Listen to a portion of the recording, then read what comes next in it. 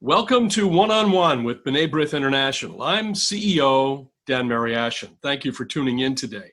I hope everyone is staying home and taking good care of themselves.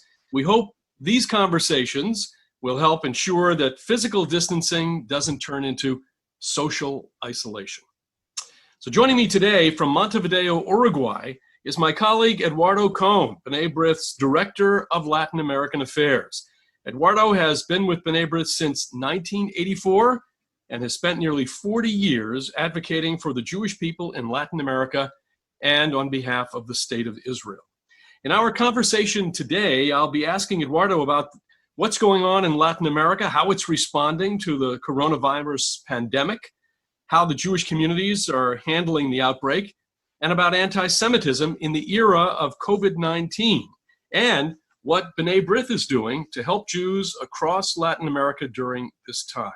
I'll also ask him about the re-election of Luis Almagro as Secretary General of the Organization of American States, what that means for Latin America and for its relationship with the Jewish community. Eduardo, welcome to the program today. Thank you very much. It's a pleasure to be talking with you. So the first question really is the obvious question, but something that we're very interested in. How is Uruguay coping with COVID-19? And in general, how is the Jewish community coping with it? Well, in these difficult times, fortunately, in Latin America in general, Uruguay in particular, the government has taken severe decisions in the very beginning. When we had the first 4 cases of coronavirus, it was March 13. Immediately, the government closed schools, universities, private and public, and closed over all the activities little by little. Not like an obligation. I mean, there is no penalty by law because supermarkets must be open, hospitals must be open, police, etc.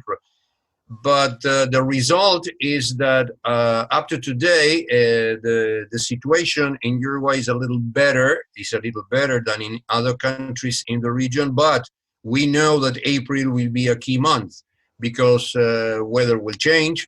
Autumn will be not only the beginning, but really colder. And the measures are very clear. Stay home. In the case of the Jewish community, we are harder. We decided on the 12th, we made a big event here in Uruguay to remember the assassination of David Fremd 4 years ago by a terrorist. And on the next following day, started the question of coronavirus. And in 2 more days, B'nai B'rith and other organizations, we decided to close. Our organizations are physically closed. No date, probably we are hoping in May, but we don't know. We are closed here in Chile, in Argentina, everywhere, and we work as we are working now. We try to use Zoom and other platforms just to get in touch, our executive committees or whatever, and to offer this kind of interviews, to offer lectures, to offer meetings, and trying to do telework, what we understand today. The Jewish community, fortunately, has obeyed immediately all over and has decided that besides the decisions of different governments, because there are governments that have taken in Latin America very bad decisions, Jewish communities understood that the only solution is to stay home. Well, I want to talk about other Latin American countries for a moment, your neighboring countries. And in particular, Venezuela, which is not a neighboring country, but of course, Latin America, South America is a very large land expanse. But what do you hear from other countries, and what are we hearing from Venezuela, which of course we know under normal, quote unquote, normal circumstances, the people suffer. What is it that you're learning? Well, in the case of Venezuela, Venezuela is living a tragedy for many, many years, and the coronavirus is another tragedy over the tragedy. Unfortunately, there are no serious news about how many people is getting the coronavirus, but the real thing is that the borders are closed. Colombia closed the borders, other neighbor countries closed borders, just to not to be in touch. But the situation, the sanitary situation in Venezuela, it's a tragedy, more a tragedy than it was when they have not supplies. The Jewish community is surviving. This is the word that we can use in Venezuela because, of course, they stay at home, but you can imagine that supplies, real supplies, are very difficult to make it available in Venezuela.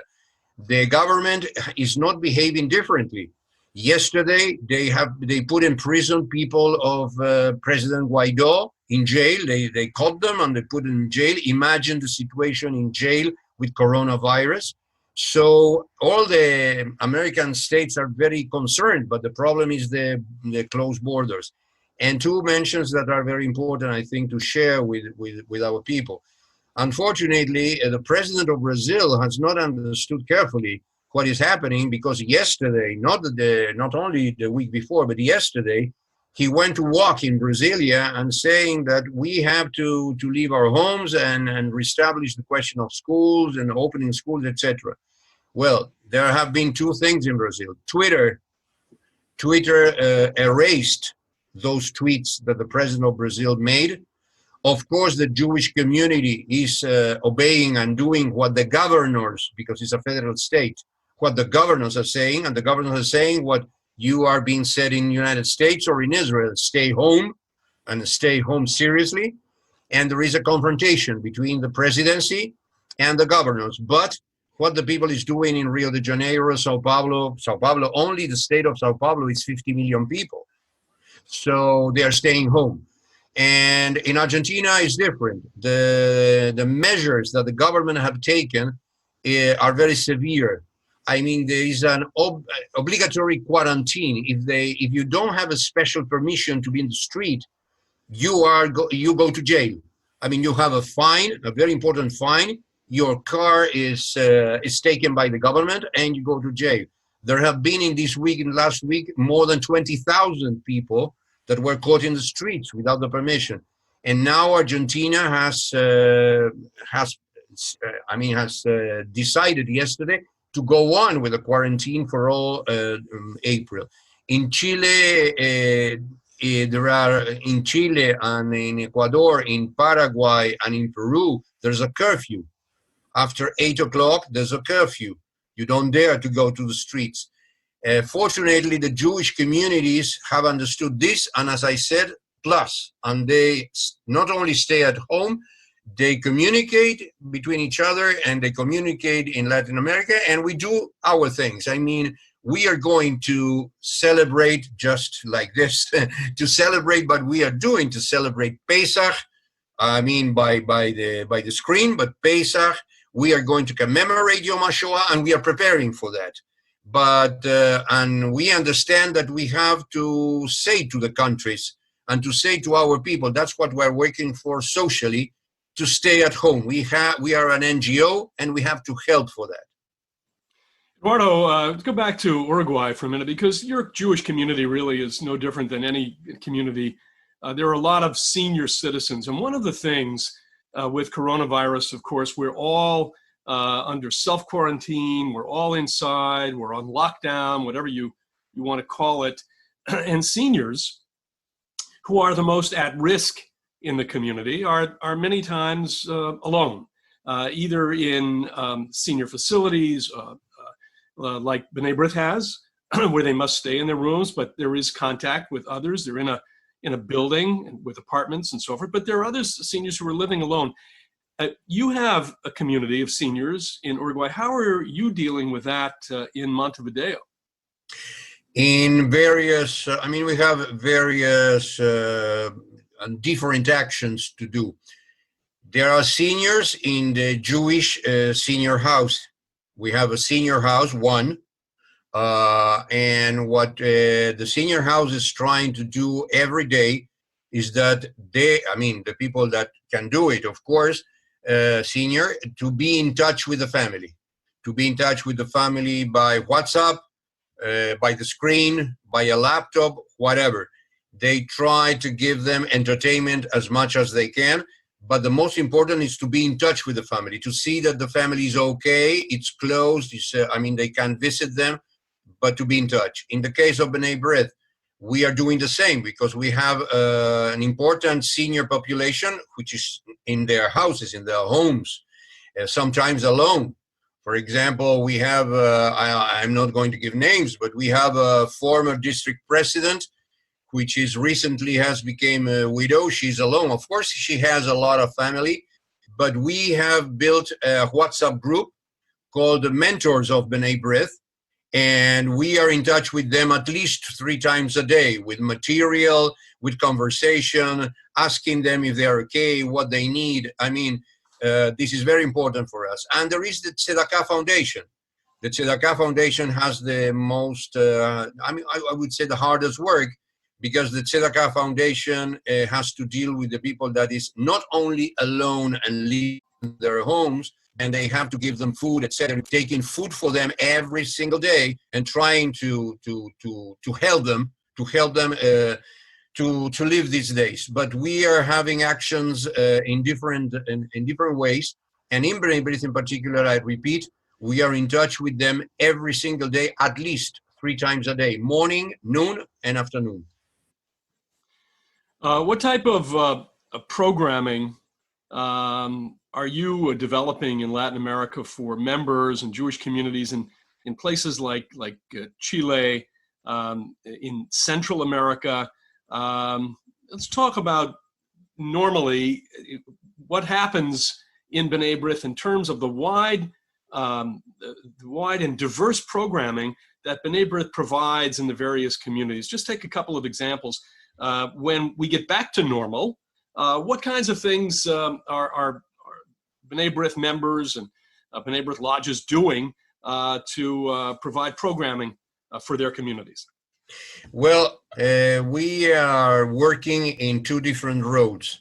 For example, we are starting today for all Latin America, for all B'nai B'rith Latin America, during 4 consecutive Mondays.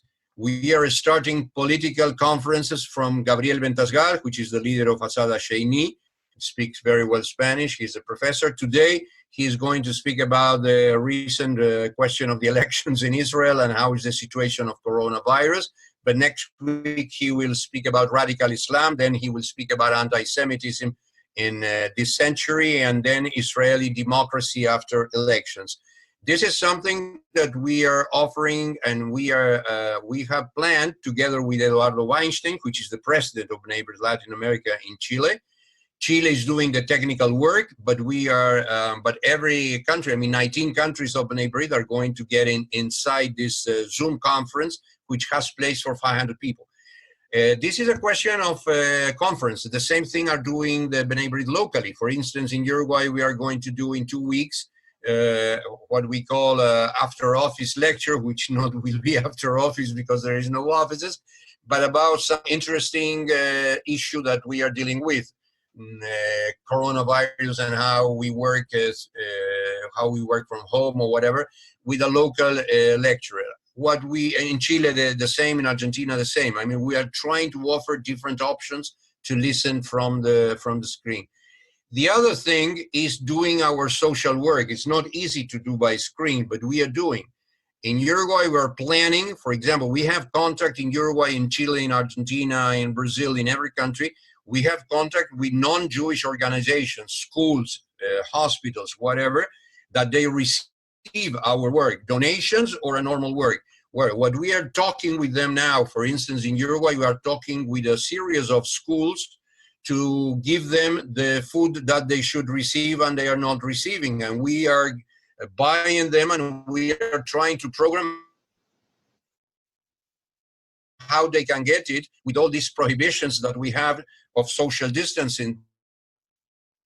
But I think that in the case of health, well, we are trying to give all the things we can buy in the market, which is not very easy because, of course, the big things and the good things we have to import, but the same things with the healthcare, which they need everything.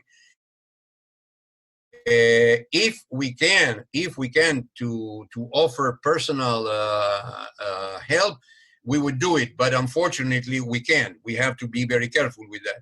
But this social integration with the rest of the society we are doing, we are in contact with the governments, all the countries.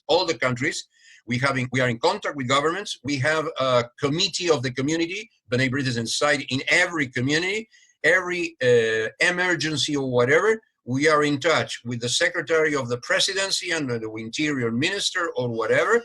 And the other thing that we have done, it has been through the Israeli embassy country. They have worked with the foreign ministry to send the Israelis back to Israel, and this has been a very hard work, especially in Peru, in Bolivia, but it was done by the Israeli embassy. In those places, Costa Rica, Bolivia, Peru, it was impossible to do by only one person of one embassy. And Joseph Gabriel, for example, which is a B'nai B'rith president in Costa Rica, was instrumental to do together the others. Eduardo, I just want to move to another subject. There was an election for the new Secretary General of the Organization of American States. The OAS is that body of all of the Latin American states. It's based here in Washington, D.C. B'nai B'rith was the first non-governmental organization in the Jewish community to be granted official status as an NGO to the OAS. So we have a great interest in it. And as it happens, the Secretary General of the OAS, at least over the past term, has been an Uruguayan, Luis Almagro, and he faced re-election not too long ago, not too many days ago, and was re-elected. Tell us what that means for the OAS and what it means for B'nai B'rith. Well, it means a lot, because the OAS is the only organization in the Americas gathering all the countries of the three Americas. So it is very important who is the Secretary General to run it, not only in a crisis, but all the time. Almagro was the Secretary General in these last 5 years. The re-election was overwhelming in favor of his candidacy, because the other candidate only got 10 votes, who were clearly in favor of Maduro and other proxies, and there were 23 votes for Almagro. Almagro have done a very important job in question of human rights, not only against the dictatorship in Venezuela, but also about the dictatorship in Cuba and the lack of human rights. The OAS, as we understand, which headquarters is in Washington, is trying to do, of course, by the screen, but is trying to do its best now to help the question of human rights in Venezuela the most they can. And it's important that Almagro has been reelected, because the American system, the inter-American system, will now know that after this coronavirus ends, because someday will end, the defense of democracy and the combat to all kind of discrimination and violation of human rights, and especially the combat of anti-Semitism, which is not disappearing in the world, on the contrary. We have some important ally there in the Secretary General and in his team, because his chief of staff will go on being Ambassador Gonzalo Conque, which is a great defender of human rights and has done a very remarkable job together with the Secretary General. So I think that not only B'nai B'rith, but all NGOs must be very comfort and happy of these re-elections, because they know that the question of human rights will have a big a big defense in the next 5 years. Well, I know that you have really, over the years, developed excellent relationships with the various leaders of the OAS. B'nai B'rith has been represented, of course, at all of the plenaries, and it's important when we talk about so many different Jewish communities around the world. There are some very important communities, small ones and large ones in Latin America. And they mean a lot to us, because B'nai B'rith has a presence in so many countries in Latin America. So we're deeply appreciative for all that you do and together with our colleagues in representing us at this important organization. Well, Eduardo, thank you for bringing us up to date on so many different subjects. Coronavirus in Uruguay and Latin America, the Organization of American States, what it is that B'nai B'rith is doing programmatically, even during the time of COVID-19. And we, of course, will look forward to speaking with you again many times on these and on other subjects. Thank you very much much for watching One-on-One with B'nai B'rith International. Please visit our website, bnaibrith.org, like our Facebook page, follow us on Twitter and on Instagram. And lastly, tell a friend about us. For my colleague, Eduardo Cohn, I'm Dan Mariaschin. We'll talk to you next time on B'nai B'rith One-on-One. Everyone, please stay safe.